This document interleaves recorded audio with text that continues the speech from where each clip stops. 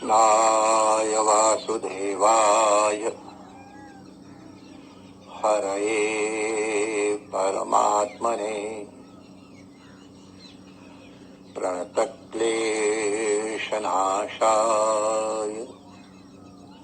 श्रीगोविन्दाय नमो नमः।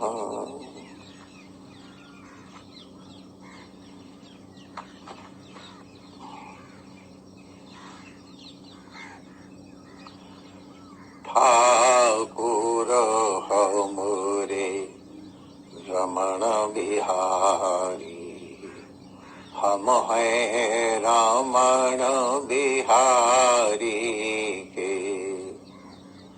साधु सेवा धर्म हमारा, काम न दुनियादारी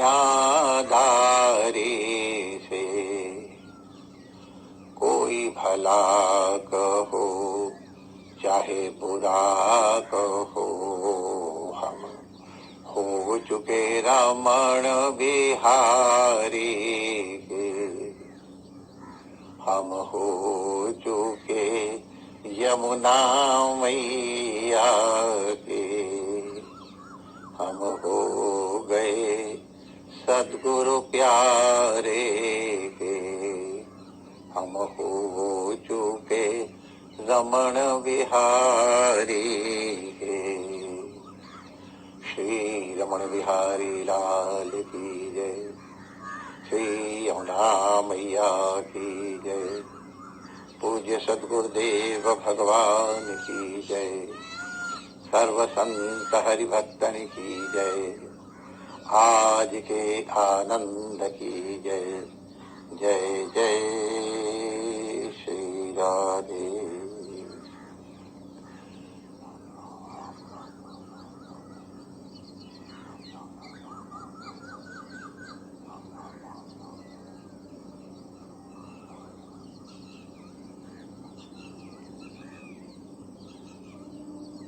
नारायण नारायण नारायण नारायण।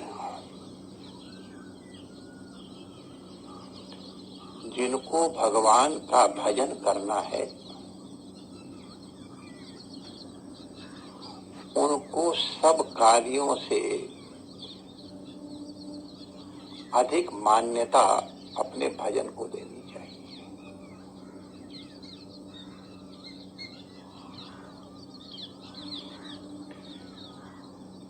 संसार में बहुत से कार्य श्रेष्ठ हैं, उत्तम है, मंगल है, लेकिन जिसका जो लक्ष्य है उस लक्ष्य की प्राप्ति के लिए उसे प्राणपण से चेष्टा करनी चाहिए। जैसे अगर किसी को डॉक्टर बनना है तो डॉक्टर बनने के लिए जो चीजें आवश्यक हैं उनकी चेष्टा करें, जो उसमें बाधा करती हो उनको छोड़े। अब इंजीनियरिंग की पढ़ाई भी कोई कम नहीं है, लेकिन डॉक्टर बनना तो इंजीनियरिंग पढ़ाई छोड़नी पड़ेगी। वकील बनना बड़ा उपयोगी है, अगर डॉक्टर बनना तो छोड़ना पड़ेगा। हमारे एक डॉक्टर साहब, वो डॉक्टर डी.के. गुप्ता हमारे ऑर्थोपेडिक हैं, उनका परिवार बहुत बड़ा व्यापारिक परिवार है जम्मू का। जब पढ़ने गए, मेडिसिन में आए MBBS तक, तो उनके पिताजी ने कहा देखो तुम अपने को सुदृढ़ निश्चय वाला बनाओ, अगर तुम्हें बिजनेस करना है कम ऑन ज्वाइन मी, और अगर तुम्हें डॉक्टर बनना है तो my blessings are with you. तो डॉक्टर डी.के. गुप्ता कहते कि महाराज हमने सर्जन बनना पसंद किया। अब उतना बड़ा व्यापार उन्होंने छोड़ दिया, पारिवारिक व्यापार था, समृद्ध हो सकते थे, लेकिन डॉक्टर का उत्साह था कि हमको तो डॉक्टर बनना है। इतने अच्छे डॉक्टर बन गए, पिछले 30 साल से तो या शायद अधिक समय से वो तो हमारे ही पर्सनल डॉक्टर हैं। तो अब व्यापार उनके छोटे जो और भाई व्यापारी है, बड़े समृद्ध है, जम्मू के बड़ा प्रसिद्ध घराना है। लेकिन हमारे डॉक्टर डीके गुप्ता भी आज एक नाम है ऑर्थोपेडिक में। ये मैं उनके प्रचार के लिए नहीं कह रहा हूं, मैं केवल ये कह रहा हूं कि आदमी की प्रायोरिटी होनी चाहिए कि व्हाट्स योर प्रायोरिटी, आपका लक्ष्य क्या है। तो जिनको भजन करना है उनको अपनी प्रायोरिटी निश्चित कर लेनी चाहिए। बहुत से काम अच्छे अच्छे समाज में हैं, उनको करना चाहिए और उनके करने के अच्छे परिणाम भी हैं। शास्त्रों में उनका आदेश भी है, वर्णन भी है, प्रेरणाएं भी मिलती है। लेकिन जिनको भजन करना है उनको उन सब की ओर से अपने मन को ध्यान हटाना पड़ेगा, अपना मन का ध्यान हटाना पड़ेगा। पूज्य डोंगरे जी महाराज तो कहते थे जिनको भजन करना है उनको बहुत ही समाज सेवा का सिरदर्द भी नहीं पालना चाहिए। कई बार समाज सेवा का सिरदर्द इतना बढ़ जाता है कि भजन रह जाता है, समाज सेवा मुख्य हो जाती है, भजन गौण हो जाता है। हमारे राजा भरत चक्रवर्ती हैं, इतना बड़ा साम्राज्य, इतना धन वैभव, पति, अब अपनी पत्नी और सब कुछ छोड़ करके आए। उन्होंने दया की एक हिरण के बच्चे के ऊपर, प्रसिद्ध कथान जानते हैं। तो दया करना बुरा नहीं है, लेकिन दया करते करते वो दया है जब मोह में परिवर्तित हो गई तो रजोगुण हो गई। दया सात्विक है, लेकिन जब मोह में परिवर्तित हो गई तो रजोगुण हो गई। उसका परिणाम क्या हुआ हम और आप सब जानते हैं। तो दया करो, लेकिन भजन के ऊपर आपका ध्यान विशेष रहे। एक घटना आपको बताई जा रही है। एक महात्मा को लोकोपकार करने का बड़ा मन था। उन्होंने जो एक देवता जो बहुत जल्दी प्रसन्न होते हैं उनसे उनकी तपस्या की और जब प्रसन्न हुए तो उनसे वरदान मांगा। देवता ने कहा क्या वरदान चाहिए? उनका महाराज हम सबके दुख दूर कर दें।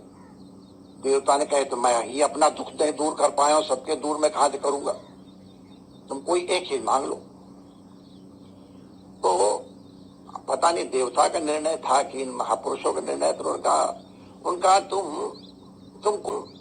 तुमको मैं एक सामर्थ देता हूं, तुम अपनी उंगली से एक बूंद खून निकालना और जिस लड़के को सूखा का रोग हुआ हो उसकी नाक के नीचे लगा सुखा देना, बस तुरंत वो ठीक हो जाएगा।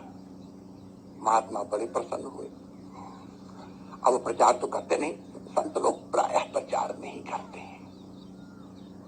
कुछ करते में दयालु महापुरुष, उनकी बात अलग है सामान्यतः।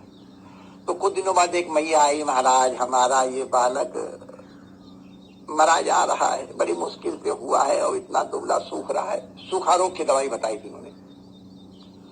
तो सदेगाओ इधर आओ, एक सुई मंगाई, उंगली में ऐसे लगाई, खून निकला, बच्चे की नाक नीचे, बच्चा तुरंत स्वस्थ हो गया। अरे मैया, उनका तो बाबा तो बड़ो चमत्कारी बाबा है। मैया का चुना है, सेवा है ठाकुर जी की। अब उस मैया ने जाके प्रचार किया, अगले दिन 3 आ गई, उनके बच्चे भी ठीक है, अगले दिन 5 आ गए। 5 आ गए तो फिर दुनिया तो दुखी है ही, क्या करें। 5 से 15 हुए, 50 हुए और महात्मा बड़े प्रसन्न, भजन वजन छोड़ करके सेवा में लगे। वाह, किसी का दुख तो दूर हो रहा है, कोई मैया का आशीर्वाद तो मिल रहा है। तो बड़े प्रेम से कोई आवे सुई लगाई सुखाया, कोई आए सुखाया, सब स्वस्थ हो गए, हल्ला बनी गया। वाह वाह वाह, महात्मा तो बड़ा चमत्कारी है, बड़ा कल्याण हो रहा महात्मा के माध्यम से, स्वाभाविक है। तो शरीर के खून बनाने की एक लिमिट है। अगर एक्स लिमिट के अंदर खून निकाला जाए तो शरीर, ये हड्डियों के अंदर जो होता है मज्जा, उससे पुनः रक्त बन जाता है। लेकिन अगर एक्स लिमिट को क्रॉस कर जाए खून का निकालना तो धीरे धीरे डिफिशियंसी होने लग जाएगी, मज्जा के बाद जोर पड़ेगा। तो धीरे धीरे इतने लोगों की लाइन लग गई कि महात्मा सबको खून लगा लगा करके, सबको बड़े प्रसन्न, महात्मा अति प्रसन्न।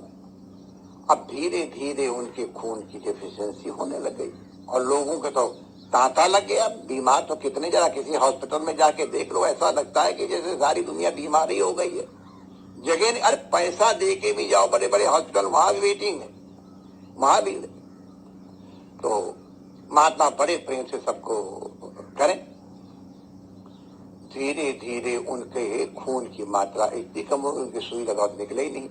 तो बेचारे जोर लगा लगा करके निकाले, सो क्या है। अब एक स्थिति आगे, खून निकले ही नहीं। कृपा करना, देखो कितनी दूर जाए, एक बूंद खून की तो बात है। कहा उतर निकालो महाराज, देखो मैं निकाल रहा हूं। ला बाबा मैं निकालूंगा, और जोर लगा लगा करके। अब धीरे धीरे खून की स्थिति ऐसी हो गई, वो निकले ही नहीं। अब जो इतनी दूर से आए थे और उनको कामात क्रोध हो भी जाए थे, उनकी इच्छा की पूर्ति, उनको क्रोध आ गया। अरे बाबा तो हमारी बना रहे, एक बूंद खून की बात तो पैसे बहानोबाजी कर रहे हो, एक बूंद निकालो ना। कहते बाबा हमारे जीवन सवाल, बाबा मैं आगे हाथ जोड़ू कर जू, बाबा कहते कृपा करो। बाबा ने कहा भैया तो जोर लगा ले, जैसे मन हो कर। करते करते कुछ लोग तो अच्छे लोग होते हैं, उनका बाबा को उल्टा टांग दो, अपने आप खून नीचे आ जाएगा। और सुई भोंक भोंक करके और महात्मा जी का जय श्री कृष्ण कर दिया। शायद आपको कुछ अतिशयोक्ति लग रही होगी, लेकिन स्थिति यही है। कितनी दया करोगे महाराज, हम इतने महाराज इनका 2 मिनट का टाइम महाराज जी हमको दे दीजिए, बस 2 मिनट आप हमको कृपा करो, हम इतनी दूर से आए। महात्मा ने 2 मिनट दिया। 1 घंटे में कई जने निपटेंगे? 30 जन। 12 घंटे में 360, 24 घंटे में 7,200। 24 घंटे महात्मा न सोए, न नहाए, न धोए, न भजन करे, तो भी 700 सवा 700 आदमी ज्यादा नहीं मिल सकता है। और हजारों लोग आ रहे तो महात्मा क्या करे। मतलब 1 मिनट की तो बात है, हम इतनी दूर से आए, बोले 1 मिनट दे दी। आइडिया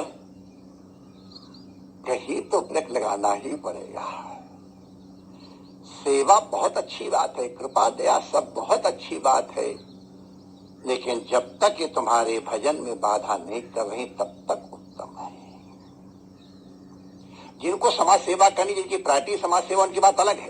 डॉक्टर की बात अलग है। डॉक्टर की अपनी, डॉक्टरों की एक समस्या बता दो। ऑल इंडिया मेडिकल इंस्टीट्यूट का एक हमारा डॉक्टर था, उन्होंने कहा महाराज जी हम लोगों तो बड़ी दुर्दशा है, सामने बीमार पड़ा हुआ घायल और हम उसको छोड़ करके चले जाते हैं, देख रहे हैं तड़प रहा है लेकिन हम छोड़ के चले जाते हैं, क्योंकि वहां तो हर घंटे सैकड़ों लोग आ रहे हैं और हम अगर देखते ही रहेंगे तो नहाने कब जाएंगे, फिर भोजन कब करेंगे, 1-2 दिन तो बिना भोजन के रह लेंगे, फिर क्या करें। तो डॉक्टर ने कहा महाराज हमको मजबूर होकर के उस तड़पते हुए मरीज को छोड़ के जाना पड़ता है। वैसे एक संतोष है कि हमारे और डॉक्टर्स आ जाते थे, वो उनको हैंडल करते हैं, लेकिन हम देख रहे हैं तड़प रहा और हमको जाना पड़ता है। क्यों? क्योंकि हमको इनकी सेवा करनी है। अगर हम नहाएंगे धोएंगे, अपने को स्वस्थ नहीं रखेंगे तो उनकी सेवा कैसे कर पाएंगे। इसलिए भाई हम लोगों को ध्यान रखना है, मेडिकल प्रोफेशन में भी कैलकुलेट करना पड़ता है। इसी तरह भजन करने वालों के लिए भाई ध्यान रखना, सब काम बहुत अच्छे हैं, करने चाहिए, शास्त्र में लिखा है, लेकिन जब तुमको लगे अब ये हमारे भजन में बाधक हो रहा है तो भगवान के चरणों में प्रणाम करके और उसकी तरफ से अपने मुंह को फेरना ही होगा। सत्कर्म न करने की मैं प्रेरणा नहीं दे रहा हूं, जिनको भजन करना है उनके लिए ये संकेत है कि संसार को सुधारने की सामर्थ्य तुम में नहीं है, वो तो परमात्मा में है। आप भजन करो, भजन करने से कम आपके अंश में संसार सुधर जाएगा और आपके सुधरने से न जाने कितने जीवों का सुधार हो जाएगा। अपनी प्रायोरिटी निर्धारित करो और अपने जीवन का कल्याण करो। जय श्री कृष्ण।